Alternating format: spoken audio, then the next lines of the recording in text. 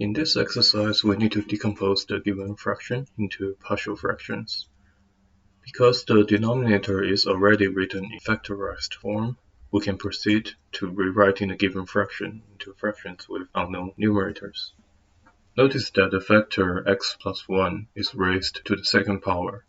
Because of this, on the right-hand side, we will need not only a fraction where x plus 1 is the denominator, but also another fraction where x plus 1 squared is the denominator.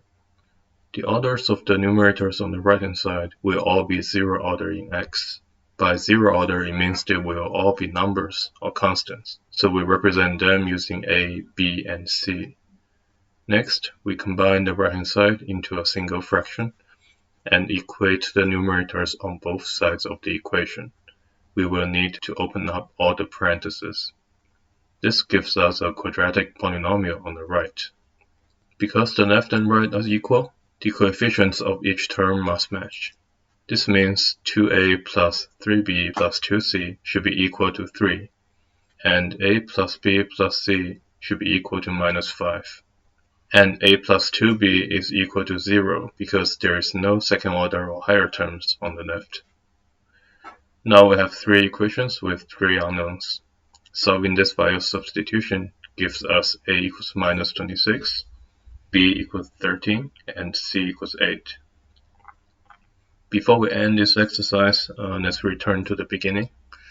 Something I haven't mentioned is why we used only c as the numerator for x plus 1 raised to the power of 2. I said in a previous video that for decomposition into partial fractions, the numerator should be one order smaller than the denominator. Both 2x plus 1 and x plus 1 are first order, hence their numerators are both zero order.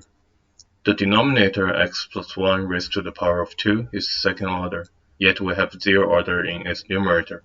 So should it not be first order instead? Indeed, instead of c over x plus 1 raised to the power of 2, we can write the third fraction as cx plus d over x plus 1 raised to the power of 2. However, this also means that we can decompose it by rewriting its numerator in such a way. This will give us two fractions as shown. If we put them on the right-hand side, we would end up with three fractions. And if we simply define e as b plus c and f as d minus c, we would obtain the same right-hand side as initially. The only difference will be the notations. Solving this would give us the same result. So by setting the numerator of x plus 1 raised to the power of 2 to a constant, we can skip a few steps. However, if you are really unsure of what the numerator should be, you can always stick to the rule of thumb that the numerator is one order smaller than the denominator. And then, by applying the basics of decomposition, you should get the same result.